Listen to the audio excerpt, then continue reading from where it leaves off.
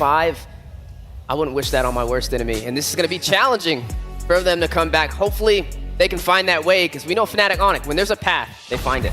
Imagine trying to laugh off a 2-0 deficit. Imagine trying to laugh off going single-digit kills against Fnatic ONIC back-to-back in game 1 and 2. How does Falcon Esports shake off the nerves? How do they reset? How do they do the almost impossible? Because I'll tell you now, in about 3 or 4 months, I haven't seen a team make Fnatic ONIC PH sweat the way the likes of Aurora and I'll tell you now, RRQ and SPS, those teams, they got one over Fnatic ONIC. Can FCON do the same here?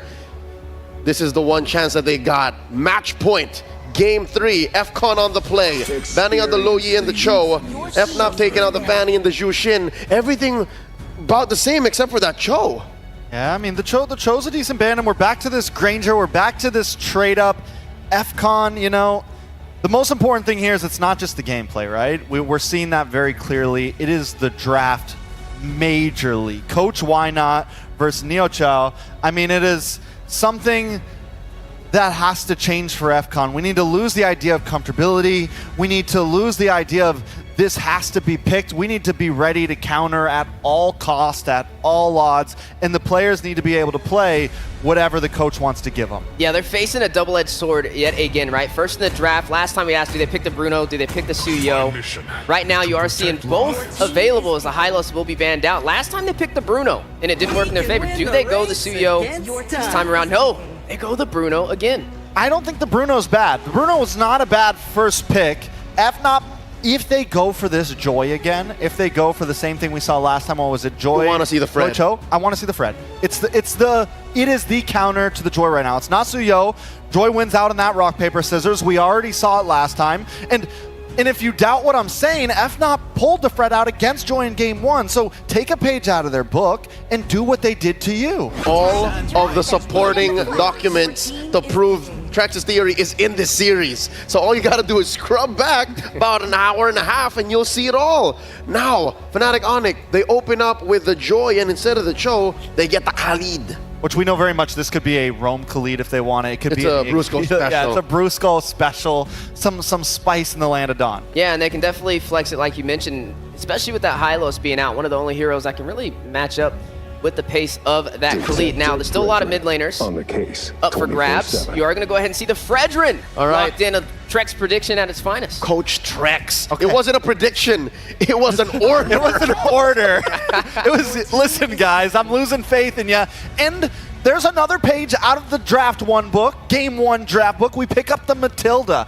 Gives Benny some opportunity to dance around here. Now, last time we saw it as a last-minute flex, but still, we're looking very similar to FNOP's game 1 draft on the side of FCON. As good as this is as a development, right? You take a draft and you make it as close to the winning formula. You're doing it against a team who did that. Hey, man. Imitation is the highest form of flattery, but not like this. What are you trying to get the Faramis and then like an XP lane substitution for that Cho?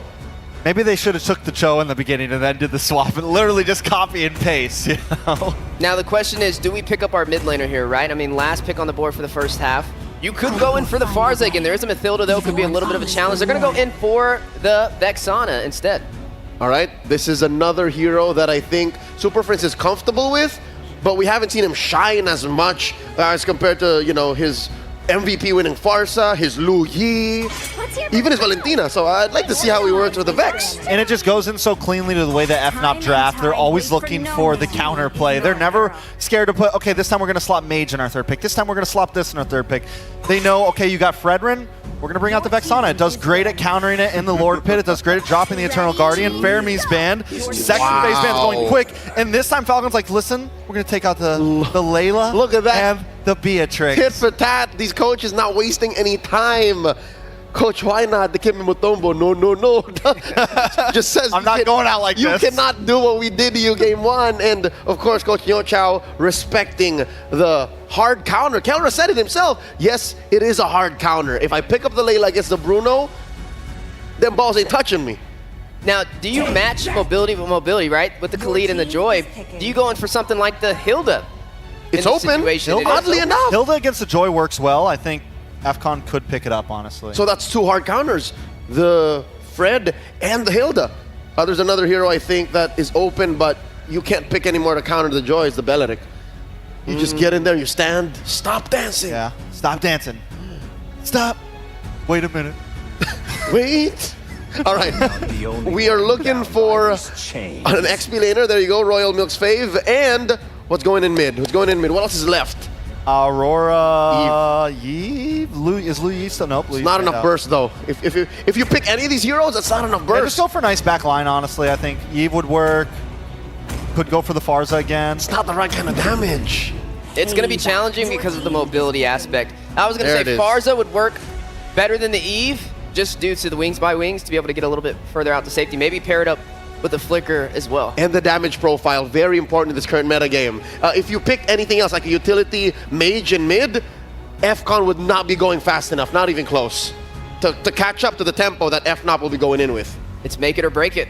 Facing match point for Falcons. And you are going to see that last pick on the way. Holy. Always ready to counter.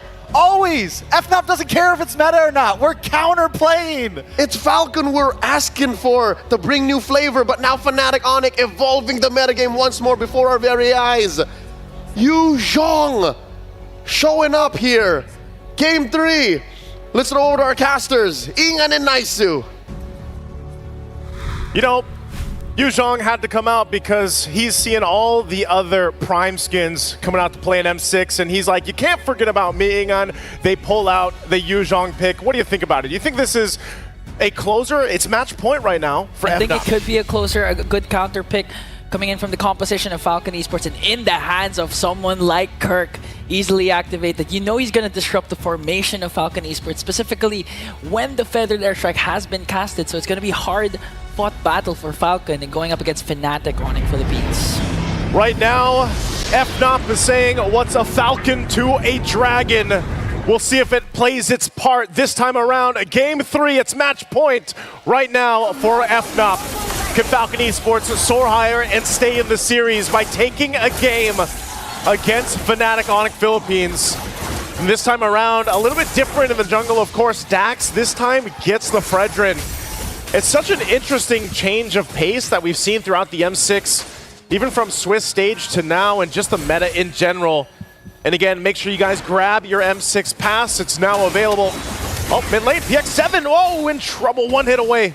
Brusco will be fine though. Okay, this is the aggression actually that we expected for Fnatic ONIC Philippines. I mean, you have the signature Brusco Khalid.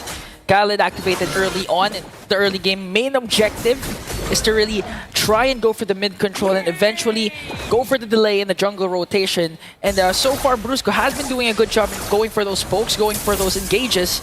And we'll see if Brusco can keep it up against Falcon Esports. Part of this too, obviously, is, you know, I like that Falcon Esports has utility on their side now. You know, you still give Royal Milk the hero that he's performed probably the best on, even Benny to that matter, but still you can play around this Matilda pick.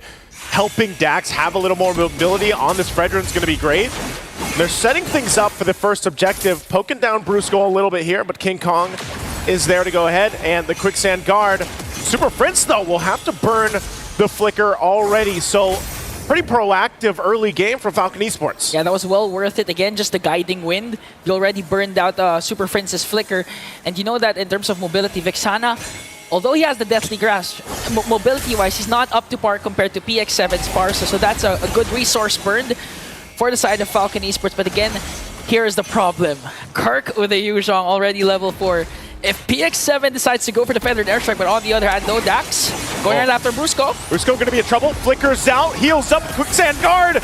Will go down though, but the fight's still going to break out as Dax falls next. And it's Kirk taking some more with the shots and gets the double.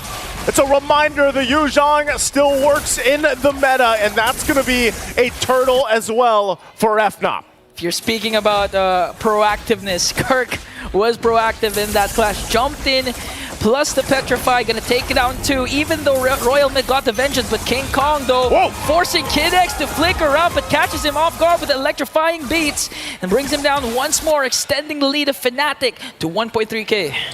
And Brusco just given the vision available to King Kong to see if they actually want to make a play from this. Dax has to be careful because of just the difference in speed from the jungling that can happen here. Mid lane, they do get that flicker out now from PX7. Feathered Airstrike to help clear things out. The Super Prince will keep him under the turret. But you can see this, again, Dax is falling behind slightly against King Kong, now sitting at level 7. Yeah, and apart from the discrepancy in the two junglers, we saw what could happen when it comes to the mid lane matchup. PX7 cast the Feathered Airstrike. Super Friend's not going to go out of the vicinity of the Feathered Airstrike. Just going to go in and cast the Destiny Grasp to disrupt the Feathered Airstrike. That's more than enough. And not to mention, Kirk also has the usual with the Petrify. So there's a lot that PX7 needs to worry about when it comes to casting his Feathered Airstrike. Again, this poke battle here in the XP lane. Kirk's biggest threat, too, is obviously, like we've seen in past M series, where Yuzhong was just picked up so much in the XP lane. Whoa! Super Prince. Okay. Raging Sandstorm. Okay, they're not going to commit the flicker, though. But Brusco just managing to zone out. King Kong goes in with an electrifying beat and burst it down. PX7. Dax with the energy eruption. King Kong going to be able to just get away. This Joy is so slippery to catch. Energy eruption or not. A whole lot of ultimates just kind of thrown out there, too. PX7 going down, didn't have the flicker available. And yes, the Wings by Wings has only helped you so much. So now as they get us situated, some more extra gold. First items being locked in too for FNOP. Starlium Scythe now for King Kong. I'm surprised, you know, he's been doing so much damage already. What more? And now with the Starlium Scythe in hand and leading into this Corrosive Scythe still for Kelra. He's been just farming up, doing his thing. They'll go ahead and get in position now. Turtle's up. Kirk made his way to that gold lane as they get ready to just let Kelra push bottom side. So we'll see Falcon Esports, how do they deal with the fight? Okay, Raging Sandstorm paired up with the Black Dragon for him. Kirk also has the Petrify for the Falcon Esports to retreat, but PX7 has the Feathered Airstrike. Spirit of Destruction will also connect him to take down Brusco in the hands of Benny. Here comes the Terrify coming in from Super Prince. Gonna bring down one more. Kirk is gonna fall down, and this is the response of Falcon Esports. Great response, and they also get the turtle. That's exactly what Falcon Esports needed. Good item picks up. They are going to trade that tier 1 turret, but this is a good shift that Falcon Esports needed. They had to get some momentum and take care of the gold deficit getting too out of hand. King Kong still going to go ahead and put pressure in the jungle, though. So Falcon Esports, how do they adjust from everything that just happened here? They showed that they can still fight, utilizing the utility that they have, and even down to the firing power with a Farsa if the positioning is there. Okay. They might be able to solve the problem right away. Kid X was the reason why they got saved, and now PX7 with a Feathered Airstrike to bring down Brusco. And Royal Milk wants to go for more. Infernal Pursuit trying to catch up onto King Kong. Volley Shot Worldy is going to connect, and Fnatic ONIC Philippines will disengage. You're seeing it happen, you know, in these team fights, in these skirmishes. Falcon Esports' lineup allows them to just go ahead and fight it out if they have to. Kirk now joined the fight into the mid lane. They get the Vengeance out. Kirk could be in trouble. Okay. Still going to be fine. Get some of the healing back with that Shahis, and so he goes and disengages. Okay, that's a win for Falcon Esports. Although Royal Milk popped his Vengeance, they also popped Kirk's Petrify and paired up with ultimates casted by Fnatic ONIC Philippines. But all the while, Kelra, the gold standard, is just really making quick work of the turrets. He did get the turret down bottom during that turtle fight wherein Falcon Esports won that trade. And right now he got one on top, and King Kong goes in onto Dax. They're going for Dax. Dax, quarter of the health. Oh, the Spirit of Destruction lands, and here comes Kelra, picking up the kill right on the mark. And now PX7 whittled away. 1 HP will survive.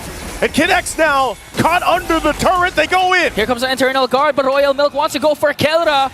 He's not going to be able to catch him, and Kirk blocks his path. Brusco and Super Prince, will they re-engage? Kirk has to jump away. And again, the gold standard. When you thought he was just going to go for the turret push, he went for more. He took down Dax. So what you always got to watch out for is where is Kelra going to show up. I mean, this Moskov alone plays that part. You know, push down one of the lanes and then just join the fight. But right on the mark that time, the fight, though, for the turtle. Falcon Esports looking to take the last turtle of the game. Brusco jumping in. Okay, they're going to commit the Raging Sandstorm, but all the way to the backline. Kid X trying to work on King Kong. Spirit of Destruction will miss. The Feathered Airstrike is there, but they're going to get a kill onto Benny as Dax gets the turtle. They want to go for more. Falcon Esports on the attack. Killer just dishing out the damage. Super Frizz with the Infernal Pursuit to bring down Super Frizz. And that's a trade Falcons was willing to take, a kill onto 2 plus the turtle. Even if they lost to Benny, it's fine. Falcon Esports will fight and fight and fight. They know they're facing that match point against FNOP, and this is what they have to do. Kelra could be in trouble this time. Guiding a win, circling Eel combo, and Kelra is gone. Finally, a shutdown onto Kelra, a much-needed pickoff for Falcon Esports. Really trying to enable PX7 and Benny, and Falcon Esports unfazed by the lead that Fnatic ONIC Philippines had in the early phases of the game. Just looking at the lead, it's down to 700, Naisu. In the 3 games we have now, this is the best that we've seen Falcon Esports, and maybe this is what they needed. Maybe this amount of mobility and firepower is what they needed to bring Benny online. Look at the damage though, King Kong will be able to get that circling Eagle out, but mid lane. Committing a lot onto Royal Milk. The counterattack is there, plus the Vengeance. He's going to fall down in the hands of Brusco. Here comes PX7, Feathered Airstrike by Fnatic ONIC Philippines. They went out of the vicinity of that ultimate. No trade for Falcon Esports. No trade right now. They're going to get in position. They still have plenty of time before that Lord does come up, about 30 seconds or so. That's why there's so much focus here in the mid lane. They might still look for more. King Kong popping the electrifying beats. Will have the backup before the next fight. But these tier 1 turrets in the mid lane, obviously very important before that first Lord breaks out.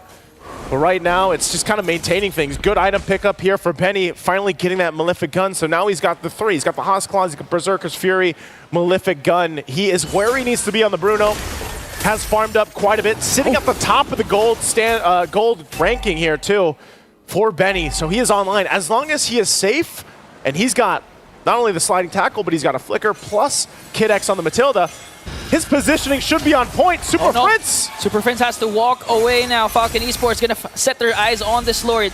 That was a good rotation for them to clear out the top lane so they can focus on this major objective. Fnatic ONIC Philippines, King Kong looking for the proper angle. He's going to hide in that brush.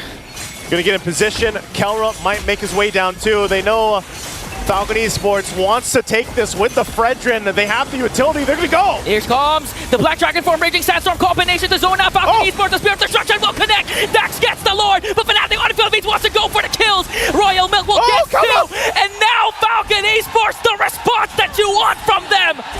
They're bringing everything they have to bring down Fnatic, and only King Kong is left. And the Falcons find their flight. And they'll just go down, taking the tier 2 in the mid lane. They might look for more. Working on the base turret, they're gonna get the shields down. And FNOP a couple seconds away, but they lose a base turret. And now they have to defend against this Lord push. That was a huge, huge play. Falcon Esports, not just the micro, all the way from clearing the top lane so they don't have to worry about the Kelra split push. And down to Kid X is trying to save everyone with the guiding wind and the counterattack. Dax, his priority was to go for the Lord, and he got it. But they went for more. They went for 4 bodies. A huge, huge play coming in from Royal Milk, also to zone out the members of Fnatic ONIC Philippines. Lord sieging in the bottom lane. Sieging on in. They're going to wait for that to go down. They'll walk in with it. FNOP. They'll have to be on the defense. Feathered Airstrike going to be used. Brusco looking for an angle. King Kong got caught with an energy eruption. Brought down by Dax. They still have the Lord, but Fnatic ONIC Philippines going to make quick work of that. They have minions up top. Now they set their eyes on this inhibitor turret. Will they be able to take down everything Fnatic ONIC Philippines has? Royal Milk goes for the zone. Here comes the circling Eagle. Benny left alone to dish out the damage. Fnatic ONIC Philippines has to walk away, but Falcon Esports says, we will make the gods bleed. And we get another game. It's not going to be a sweep. Falcon Esports finding a second win here in the series. Exactly what they needed. This side of the stadium standing up, cheering for them. A great test for FNOP, and it's Falcon Esports that does it. We're at 1-2 right now for Falcon Esports. FNOP has to make some adjustments. I mean, that was a quick game, man. That was 11-44 for Falcon Esports. Great performance. They made adjustments throughout the draft. They played with the utility that they had, even for Kid X, and they just came out and played as a team here. Great job by them. This is a series, and Falcon Esports gets one. Let's throw it over to the panel to break down this amazing Game 3. Finally, the Falcons